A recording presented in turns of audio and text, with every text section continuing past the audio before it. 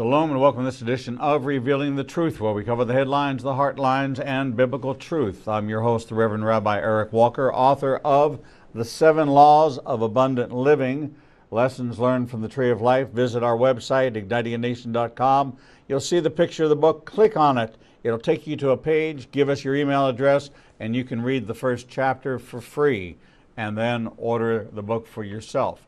I want to welcome Cheryl Chumley with gratitude and with sadness, because this is our last Cheryl Chumley hour. Cheryl's job at the Washington Times is going to take more of her time away from us than we can or they can let her afford to devote to us, and so this will be our last Cheryl Chumley hour. But we want to thank you for the year you have been with us and the contribution you've made, being conservative, biblical wisdom and truth in giving us an honest assessment of what's going on in Washington. So thank you, Cheryl, for your service to us. Oh, well, thank you so much. It's with regrets that I make this announcement, you make this announcement on my behalf. And, your show's great, and I know it's going to be a bigger success in the coming year, because it's voices like yours and your guests that is much needed in America right now. Well, you are that kind of voice. Your book, The Devil in D.C., Winning Back the Country from the Beast in Washington, and Police State USA, How Orwell's Nightmare is Becoming Our Reality. It is our reality. The devil is in D.C., and what's been going on in these hearings with the Mueller investigation and with the texting and who the players are, and now new information and new players, new voices are being heard, kind of give us the insider's view of Washington and what's really happening in all of this, to connect the dots for us, because we're getting bits and pieces, but you, Cheryl Chumley, you're right there in the heart of it. Well, the biggest thing, and I'm sure a lot of your viewers have heard about this or caught pieces of it, at least on Fox News. I'm not sure if the other media channels are covering this, but Congressman Jim Jordan from Ohio has been on fire these last few weeks, really digging in to the investigative team that Robert Mueller put together to investigate the Russia-Trump collusion allegations. And as we all know, Mueller hasn't come up with anything concrete yet. And as we all know, he probably won't, because Donald Trump and his close associates did not scheme to take the election out of Hillary Clinton's hands with Russia. But put that aside for a second. What Jim Jordan has been pressing for answers of are things like, why is the FBI and Department of Justice key officials, ones who have been part and parcel of Mueller's investigation into Trump collusion charges, why are they so anti-Trump? And the latest, of course, is that a former investigative team member of Mueller's, who was let go, he had some interesting text messages come to light with another member of Mueller's investigative team, Ms. Page. I can't recall her first name, but it's Peter Strzok. Lisa. Okay, Peter Strzok and Lisa Page. And their emails were so viciously anti-Trump that Jordan wanted to know why they're part and parcel of this investigative team that's supposed to be unbiased. They have been let go, but in the meantime, there are other questions coming forward, and Jim Jordan is slowly putting bits and pieces of information together to make a conclusion, to bring forth a theory that Strzok is actually the FBI guy who brought forward the application to the FISA court that allowed the dossier into Donald Trump to go forward. And he wants to know why an FBI official, supposedly unbiased, nonpartisan, would be part of that blatantly partisan hit job. these are questions that he's bringing forward. They're gathering steam on Capitol Hill. You've got Trey Gowdy getting involved, and now you've got Jordan hoping to subpoena some of these FBI and Department of Justice individuals. And I understand that Charles Grassley, who's the chief of the committee, is putting forward the paperwork to subpoena some of these DOJ and FBI officials in the coming days. So look forward to 2018 opening with hot hearings on Capitol Hill. Well, what's interesting is in your column yesterday on the Washington Times, and you can follow Cheryl Chumley at the Washington Times. Look for her byline, Cheryl K. Chumley. Turns out it was the FBI in the cloakroom with a secret dossier and agenda to take down President Donald Trump. Isn't that the truth? Haven't a clue? See what I did there? Anyway, thank goodness for Representative Jim Jordan. Yes, he's the Ohio guy on Capitol Hill right now, gunning for the behind the scenes, for the behind the scenes on the whole Russia collusion, so far sham investigation of Team Trump to explain itself, to explain why, oh why, all these uncomfortable federal investigator biases keep on popping. And he's helping to prepare the subpoenas as we speak. On various FBI and U.S. Department of Justice officials, Jordan said, I think they were putting together a plan to keep Donald Trump from becoming the next president of the United States. And you go on and you talk about former Deputy Director Andrew McCabe. You know, you and I, back during the hearings, I think we were live at one time during the James Comey testimony. And all I could think of was, what did his family tree look like? His father's name was Geppetto. He was a little boy made of wood. There's just so many comparisons to watching body language and listening to managed content that was implicating but not convicting. And there was so much of this. And now we look at this cabal, which is Mueller, Comey, you have Stokes, you have Page, you have so many people involved. Rod Rosenstein, complicit in this. Everybody's complicit in this. And what's interesting about this is this is the thorn in the side, because Jeff Sessions' recusal from acting as involvement in this investigation. So we don't have a friend on the team.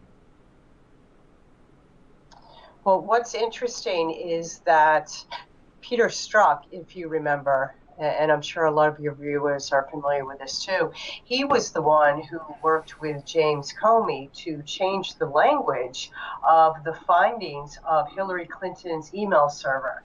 And I cannot recall the exact phrasing of where it went from phrase A to phrase B, but the important thing to remember is phrase A brought with it some serious criminal charges. Phrase B did not. And so Comey, when he came out and he spoke about the dangers and risks of Hillary Clinton's email server causing national security dings for America, he used phrase B, the tamer one, the one that did not bring criminal oversight, right, instead of the phrase A that he had initially included in the report.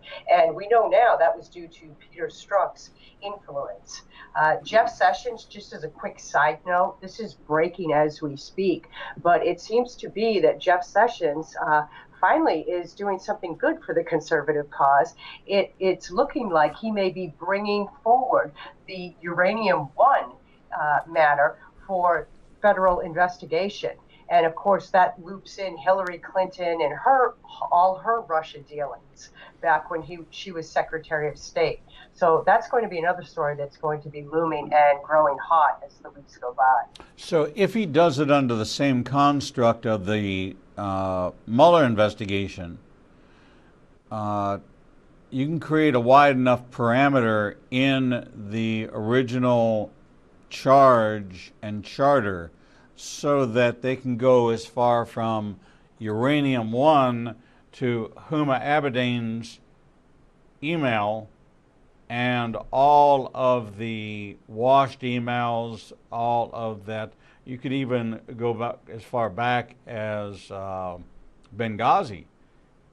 If you do it all within the construct of the time frames that these took place and the position, and will include the Clinton Foundation. This is also the big question, because I operate as a 501c3 nonprofit.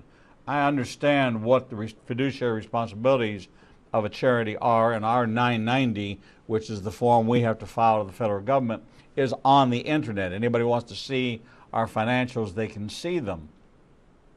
The information contained within the Clinton Foundation is sparse. There's missing information, there's incorrect information, and it violates federal law for financial reporting. But there seems to be this Teflon coating over the Clintons that is beyond all comprehension. This is either the largest RICO investigation, the largest crime family, making the Gambinos and the Bugsy Siegels look like the little rascals. This is incredible. How is all this happening? And when you had, remember, Phil Haney came out with his book, See Something, Say Nothing, about his time with Department of Homeland Security, when he was literally watching confidential criminal information disappear from a screen that he was watching because there was somebody in the Defense Department who was whitewashing, removing information that would have kept this person from becoming a citizen or allowing them in. So he wanted to be there when they drained the swamp, because first of all, he didn't think the swamp would, he said the height of the swamp is high, but it's because of the content raising the level of the water. There's so much in the swamp that when you drain the swamp, you're going to find out it didn't take much liquid to go out, because it's so full of bodies and issues. You know, I read again that another one of the people involved in some aspect of the Clinton Foundation has come up dead. What does that bring? 28 or 30 people over a course of 5 or 6 years who have died at a very young age of questionable circumstances, all associated with the Clintons. Well, I certainly think that Jeff Sessions, if indeed he is going to take on this Uranium One investigation, can do what Robert Mueller is doing, and what you described. He can expand it as far as it needs to go, so long as it can tie back to the root of what the investigation is supposed to be over, Uranium One. And I don't see how an investigation into Uranium One dealings can go forward without touching on the Clinton Foundation. It's not like it's 50 steps away. This is, the money went into Clinton Foundation coffers. It just, you can see the direct connection. So you would have to eventually open the books on that. And in reference to your 990s, I'm in fact very familiar with the 990 form, because I used to do quite a bit of investigative reporting on nonprofits and things like that. And you're right, they're all available online. And you can see, when you start looking at 990s, you can see a properly filled out 990 compared to a 990 that has the very basic minimum, so minimum that it's just, they put the information on there to keep the IRS off their back, but it doesn't give any information at all. So there is a difference just filing a 990 to stay in compliance with the law, and filing a 990 to stay not just in compliance in with the law, but also transparent and open. And I am sure the Clinton Foundation filings fall way more in line with the non-transparent, non-open, just to keep the IRS off their backs type of filing than say yours do, which I'm sure are completely transparent and open. Completely, But yeah, way too transparent and open. We tell them everything. We actually answer every question they ask. We kind of subscribe to the compliance mode because that's what being a citizen of this country is about. Whether I agree with the policy or the tax law or the tax code at the time, I'm still a citizen of the United States, and I'm obligated to be a law-abiding citizen, both by the Bible and by the Constitution of the United States. Therefore, whether I like it or not, I have to pay taxes. Whether I like it or not, we file as a nonprofit. We don't pay taxes. We're a tax-deductible entity. It's kind of an odd situation because I have to petition the government to recognize me as an entity that they cannot tax. So it's kind of odd that I have to ask their permission, and they can deny the permission. So we have a kind of a convoluted setup here. In this current investigation, there's things that are coming out that are shocking to the average American that do not seem to be, and maybe there is that hush, and Jeff Sessions is often quoted as saying the Justice Department does not comment on ongoing investigations. So either there's not a lot to say, or there's a deep investigation going on that eventually will surface with subpoenas and charges, and us feeling that the Justice Department is not as inept as we are seeing or feeling that they are. And it's kind of a different feeling than we had in the past. Of course, we had a Justice Department for 8 years with Loretta Lynch, that they did whatever they wanted to do, but nobody cared because it didn't impact anybody we knew.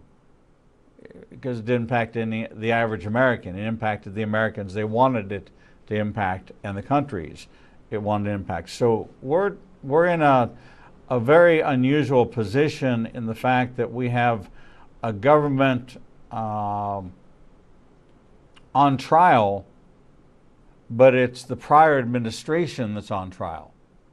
It's not the current administration on trial, but they're trying to make the current administration become the defendants in this trial.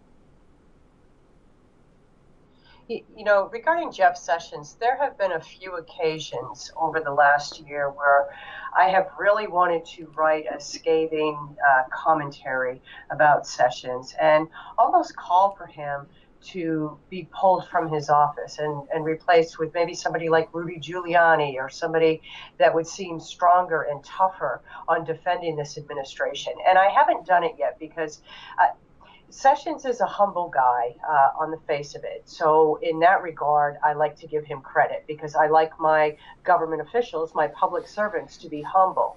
But the second reason is that I tend to think that the Justice Department chief is supposed to be the silent voice of law, the silent voice of reason. They're not supposed to come forward as Barack Obama's Justice Department chiefs did, Eric Holder and Loretta Lynch, and come forward and speak out on every political issue that comes to light and issue scathing statements against the Republicans and against white police officers and against, America that just runs roughshod over minorities. And that's what we saw for 8 years under Barack Obama. Mm-hmm. Now we've returned almost to an adult time of governing. at least in the Justice Department. And I like to give Sessions as much as possible the benefit of the doubt that though I did criticize him publicly in a column for withdrawing himself so quickly from all things Russia, I do like to give him a little bit of a benefit of the doubt that he is doing his job, and he's doing it as a loyal member of the American U.S. government system, loyal to the American people, and let him have a little bit more time to see where things fall in the next few months. And in that regard, I'm happy to hear that the Uranium One investigation may in fact go forward, because that only sort of bolsters my instinct of giving Sessions a little bit more leeway. You know, as a senator, excuse me, here in Alabama, he was a strong advocate for the state and was a voice of the people. We saw him selected as Attorney General, believing that he would bring the solid integrity to the office of an uncompromising, Bible-believing, conservative Republican who was going to weigh and measure everything in a prosecutorial capacity, meaning that you don't bring forth anything until you already have the conviction sealed up. That's what prosecutors do. If you have a case, I have a friend here in Birmingham, and there was a case of quite a bit of money missing from the company, and the FBI got involved. And once the FBI filed, they said very clearly, we never lose. Ever, ever, ever. When it gets to this point and we're going to trial, we have a 100% win record. So it's because we don't go to trial unless we have enough ammunition to win. We don't go on circumstantial, we don't go on innuendo, we go on absolute, irrefutable fact. So, if you want to make your plea deal, make it now. Otherwise, it's whatever the judge says it's going to be. And this person took the plea deal because he was caught dead to rights. That's my hope with Jeff Sessions, that the Attorney General within Jeff Sessions is instructed the Justice Department that you act like the organization that puts together the most comprehensive, irrefutable evidence possible, so that when presented, it is a conviction. And when we present it to the parties, in this case, it'll be presented in public hearings before Congress. We're going to hear the evidence against these individuals, and we should have heard this a long time ago. But now we're finding out that the ones who should have been blowing the whistle, the Loretta Lynches, the Eric Holders, the James Comeys, the Rod Rosensteins, the James Muellers, were part of the cabal and would never bring it out in the light because it was all self-incriminating. So I'm hoping that the Drain the Swamp motto of the campaign is going to come to pass through the Justice Department, and maybe not so much as we thought it was going to be. I'm not really sure if we knew how it was going to play out. Well, here's another way to look at it, too. Normally, the president of the United States is a more diplomatic type position. You know, if you look back at Barack Obama, he liked to portray himself as rising above the fray, as coming in as the voice of reason, the calming, soothing voice among the fray, and so forth. And Trump is very different. Trump is in the mix. He's not unwilling to take the fight right to the source. He's on Twitter. He's all out and about giving his opinion. So the offset to him would be his administration people would be the calmer voices of reason. Whereas Barack Obama was the quiet guy, let others do the fighting for him, the Eric Holders, the Loretta Lynch, the other people he had in his administration. With Trump, it's all opposite. Trump is the big voice, and now you have all these people around him who are kind of the quiet supporting behind the scenes type people. It's just a thought that anybody who is gunning for Jeff Sessions to go, it's just a thought that maybe give him a little bit more leeway and see where it leads for now. We're talking with Cheryl Chumley, online editor, opinion editor for the Washington Times, and host of this hour, the Cheryl Chumley Hour, right here on the Igniting a Nation Broadcasting Network. We're going to take a short break, and when we come back, we're going to continue to talk about all things Washington, all things politics, and all things that matter to you. We'll be right back. Shalom. I'm the Reverend Rabbi Eric Walker, Executive Director of Igniting a Nation and host of the daily TV program Revealing the Truth, seen live every Monday through Friday from 9 a.m. to 1 p.m. Central Standard Time at www.ianbn.com, and then replayed throughout the day and night via our website. All of our segments can be seen on the Igniting a Nation YouTube channel. Since our launch in January of this year, we've expanded our global reach to over 54 countries with a social media following of over 125,000. Our commitment is to bring you the most in-depth interviews with authors, subject matter experts, and thought leaders from around the world. We have interviewed guests from Israel, Brazil, England, India, and all across North America. All of our authors are featured on the Books and Media page on our website, www.ianbn.com. There you can find a direct link to the book you want to order, and we receive a small commission directly from Amazon. There is no cost to you for this service.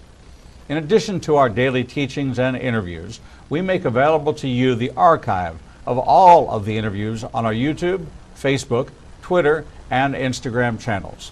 Our live program is available from our homepage, and there is never a charge to you for any of this access. We made the decision long ago that we would remain a commercial-free resource that would not be influenced by any pressure from any outside company.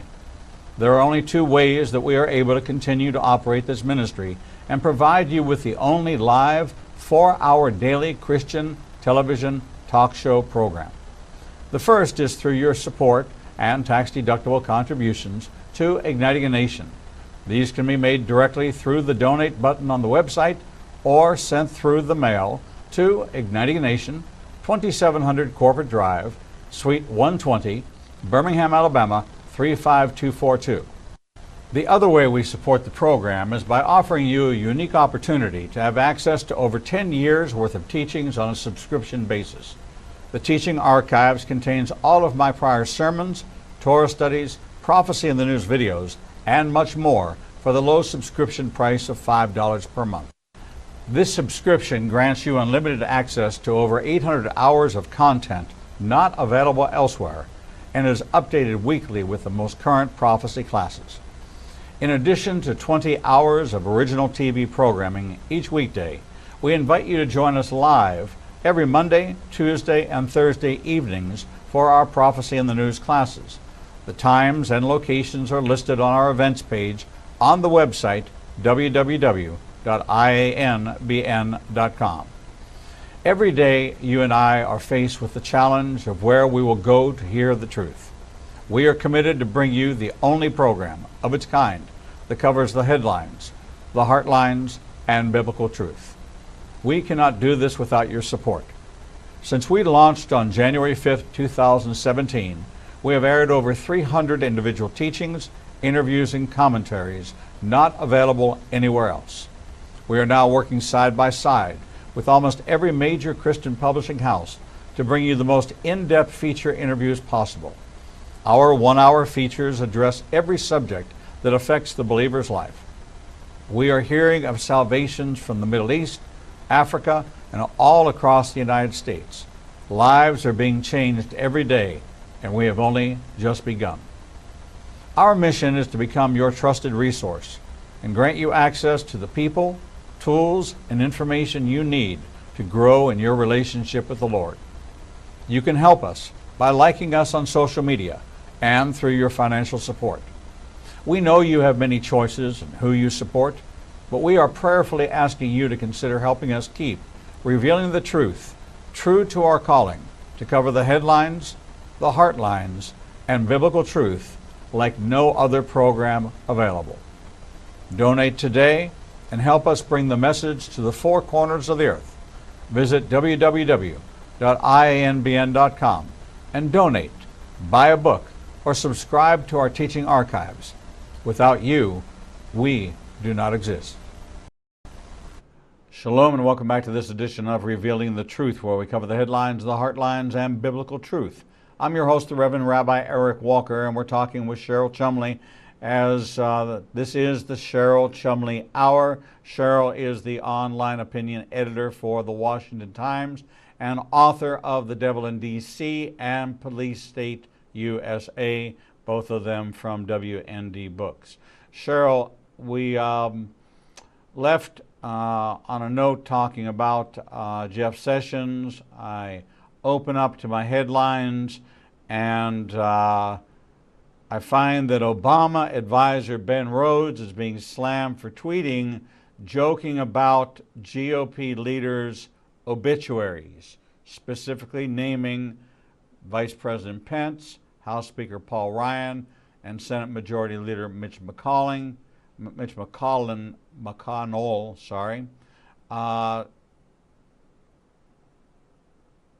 What's happening? This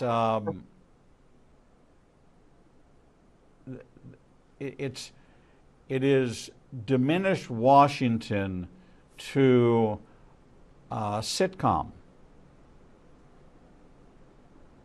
The reverence for the office of a senator, with all of these, with the Al Franken situation, with Wienergate, with Huma Abedin, with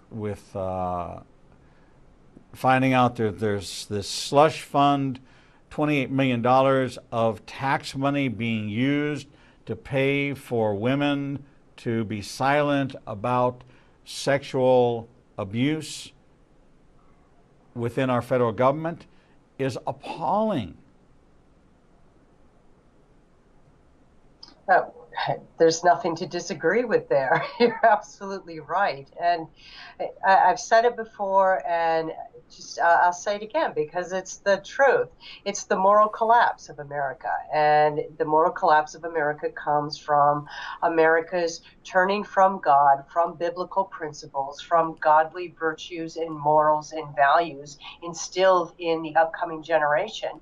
And it leads to a political climate where you can make jokes about the death of your political foes and laugh it off as if it's no big deal. And you can have sexual harassment, sexual abuse, sexual misconduct widespread on Capitol Hill in our supposed hallowed halls of Congress, and then have slush funds, at least part of which come from the taxpayers, to pay these women to be silent. It's a moral collapse, and it's very, very basic and very, very simple. People who read the Bible understand that you cannot have moral virtuous politicians without having a biblical base. And you have to have God in your life. You have to have God in the government, in the country. Otherwise, you get this moral depravity.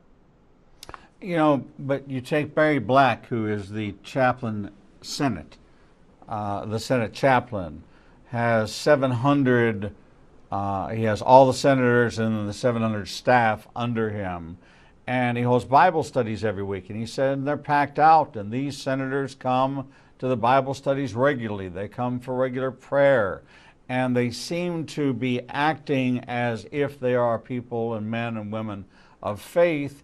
And then you have these announcements being made that accusations and charges are being made against people who are people of faith. So there's no immunity for people of faith. The embarrassing part to me is, number one, seem to love as Americans, and Europe absolutely adores these kind of headlines, that there is moral sexual corruption. But the country wasn't outraged at Bill Clinton. You know, I swear to you, I did not have sex with the woman. I swear to you. And then a week later, I lied about my relationship with Miss Lewinsky. And all that happened was he was impeached, but he was not removed. So how did that impact his status? What was the punishment? He wore the scarlet letter. What happened? It was no consequence whatsoever for his actions. Well, no, and you're right. There was basically no consequence, and I think there were even reports that after Clinton was impeached, but not convicted in the Senate, in the Democrat-controlled Senate, we should recall, there were reports that he said that, wow, being impeached is no big deal, or something to that effect. And for him, it wasn't, because when you don't mind taking advantage of young interns in the White House while you're president, and you don't mind sexually abusing women throughout your career, the fact that your reputation may take a hit with Republicans and with those of moral character in the United States, that's not a big deal to you. Most people who care about their reputations do so because they have a biblically rooted belief that they're living for God and not other people, and they take care of what not just God thinks of them, but how they treat other people and how other people regard them. Those are morals and values. That's a moral compass. Clinton didn't have one. And just like so many Democrats don't have one. And sad to say, it's not a nonpartisan thing. There are plenty of Republicans out there who don't have moral compasses either. And we're finding out more and more on that side as the sexual harassment accusers come forward to finger Republicans and conservatives. So once again, it just all comes back to the same basic fact. We need government to step aside a little bit, and we need God in control of our country. And that's not going to come willingly from politicians. It's going to be a grassroots-driven measure, and it has to come from godly men and women who go to church. There's no other way to save our country by having those of godly moral compass step forward, speak up, and insist on our leaders, on our elected public servants, abide by the morals and virtues that make this country so great in the first place.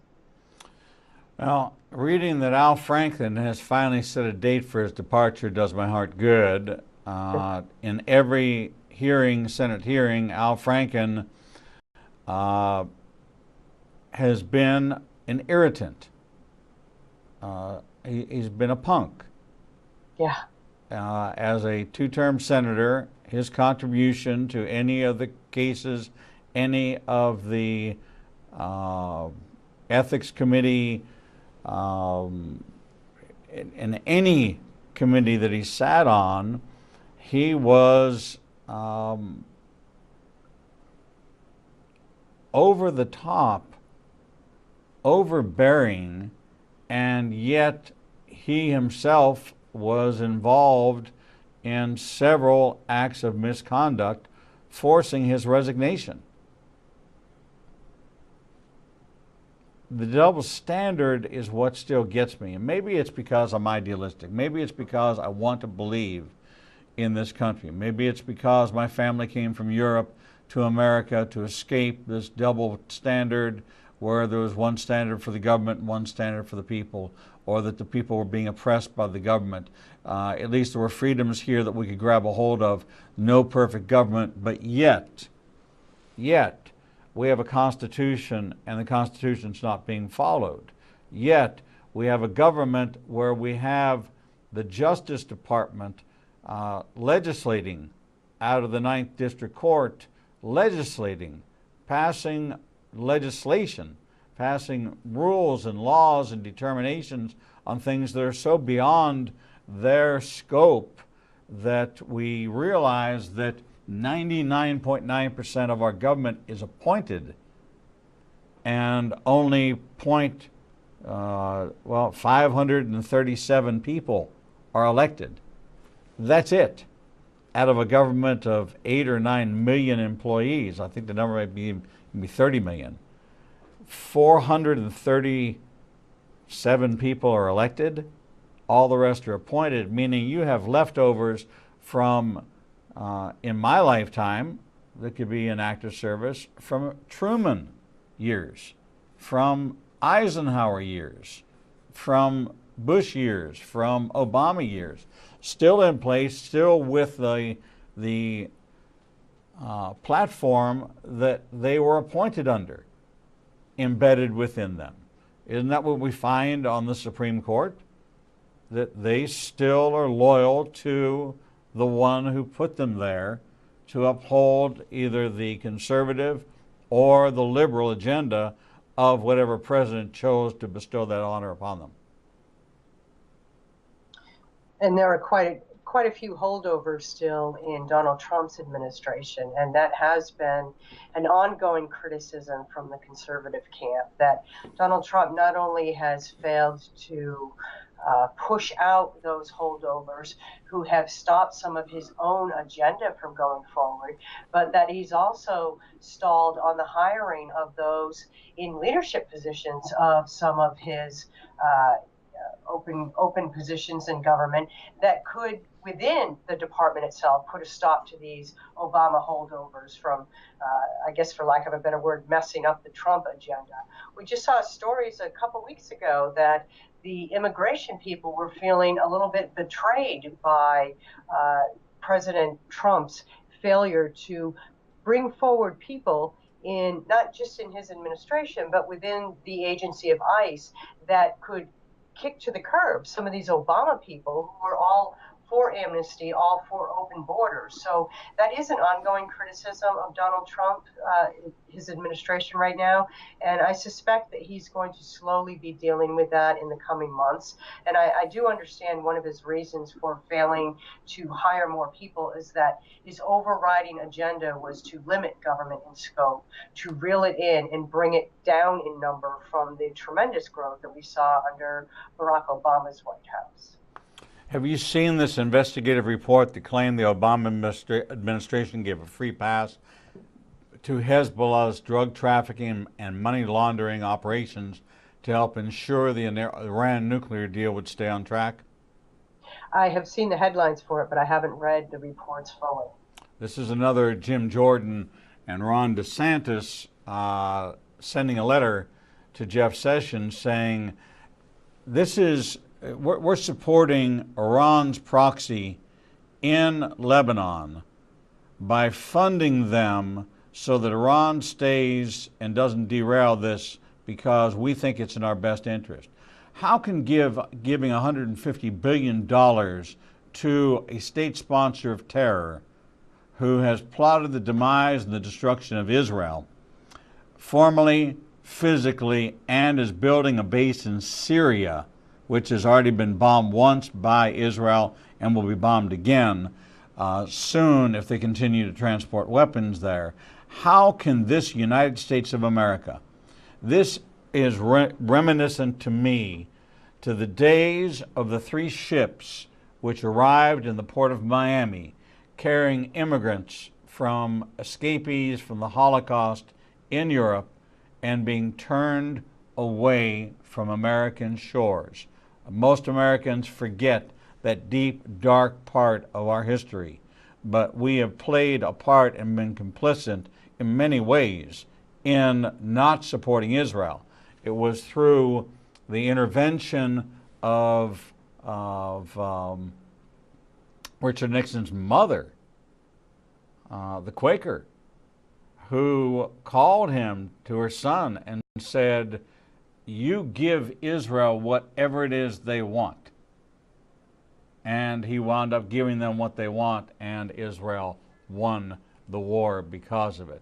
But Henry Kissinger knew that his mother was a Quaker, knew that she was pro-Israel, and raised Richard Nixon to be pro-Israel.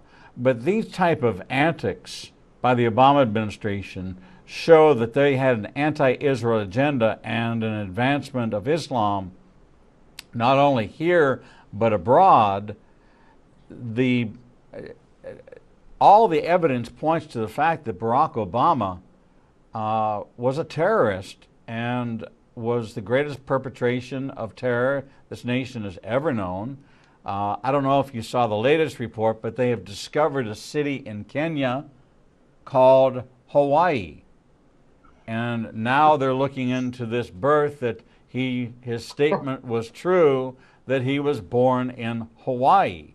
And so there's an investigative team right now in Hawaii, Kenya, who is searching through the records there, because in truth, it very well may be that Barack Obama was born in Hawaii, just not the Hawaiian Islands that we keep referring to and he keeps referring to.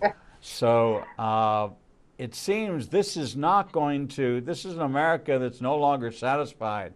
We've become the bulldog nation that once we've gotten a hold of this rope, we're not letting go of it. And Barack Obama, it seems, because of all that he did and all that he allowed and all that he enabled, is at the top as Don Barack, head of the Washington crime family, made up of the Clintons and many other families, or maybe he was the consigliere for the Clinton crime family. It's just so hard to tell, but all I keep thinking is the Godfather, the Godfather, the Godfather, the Godfather. Well, all I keep thinking now is Hawaii, Kenya. I mean, that's just, you just can't make that up. I hadn't heard of that. Yeah, this is my good friend Carl Gallups and PNN News did this investigation looking for, and you remember when the eclipse came and it covered 7 cities named Salem. And the Salem means shalom or peace. So, people were looking into the meaning of that. And that launched a whole lot of conspiracy theorists to look into, well, was there a meaning? Are those going to be the cities that are hit first by EMPs? Is there going to be some violence? Is that the line of an earthquake? What is all that? And it opened up the door to, well, if there's similarities to that, let's go further. Let's expand on every one of these possibilities. Our good friends over at InfoWars, they're prone to look into that. Or our friends with Tom Horn and his television program, Skywatch TV, looking into when the extraordinary becomes ordinary and looking into that. And that's where some of the source is coming from. And there is literally, in the northeast corner of Kenya, a city called Hawaii. That is just too rich. I mean, I don't even know what to say to that, except that I will be doing some Google searching when we're done with this show. I hope that I'm wrong, and it's just somebody's great idea of a great joke. But if in fact it is true, and it substantiates the fact that Barack Hussein Obama was born in Hawaii, and it's just like, I didn't have sex with the girl. Well, America in the 70s, sex was redefined, or the 80s, by this statement, because now there were categories of what was sex and was not sex by order of the President of the United States. He now became the definer in chief of what was sex and what was not sex based on his testimony. And so he had the power by executive order to declare what was and was not.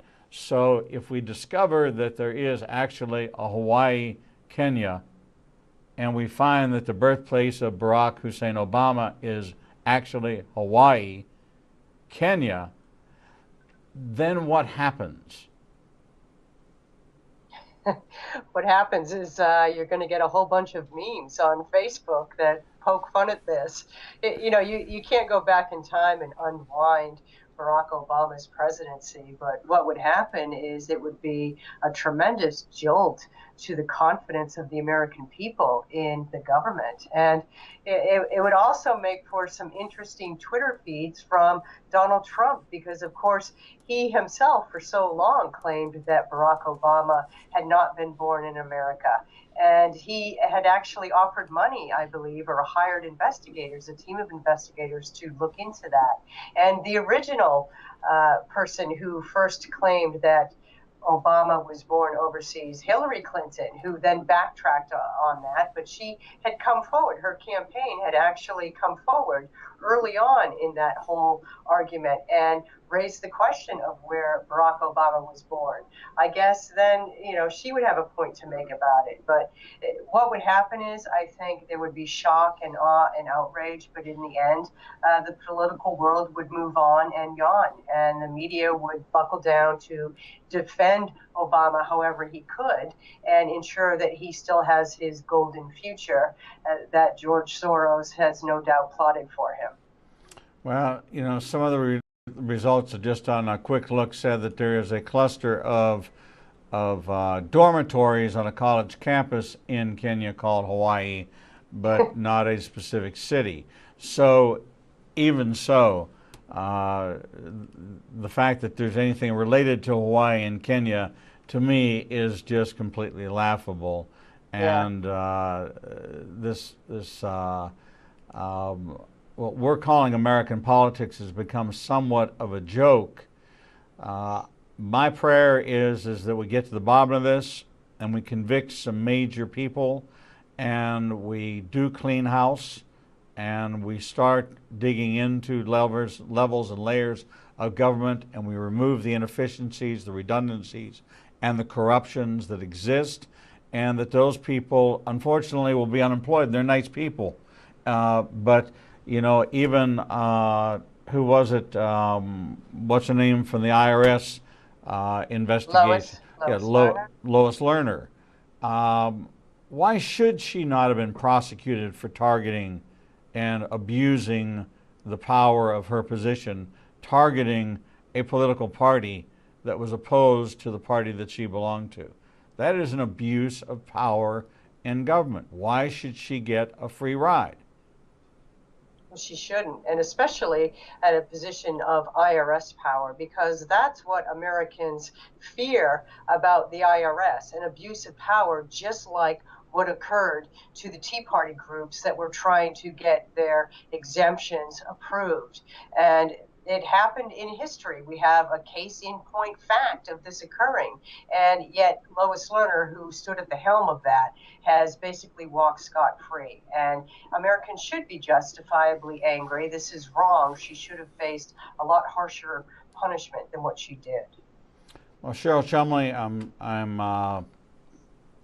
at a loss for words, because at this time I usually say tune in next month at this time for the Cheryl Chumley Hour, but we have made such a wonderful friend, and I have a friend in Washington who I trust, who I respect, and who I believe is a truth teller, and that you would not lie or distort or report anything that was not so absolutely true that I couldn't put my name on whatever it is you say, because I've come to know you as a woman of integrity, a journalist of extraordinary wit and wisdom, caliber of which is so desperately needed. I congratulate and compliment the Washington Times for recognizing that and pulling you in so that somebody else doesn't get you before they do, because I'm sure that the number of appearances that you did, and you were very poignant on the dais on your interviews on Fox News, that it was noticeable, distinguishable, that you spoke with one who had authority and could back up everything you said. So we thank you for your contribution here, at Revealing the Truth. You have been part of the headline portion of Revealing the Truth, and we will miss you.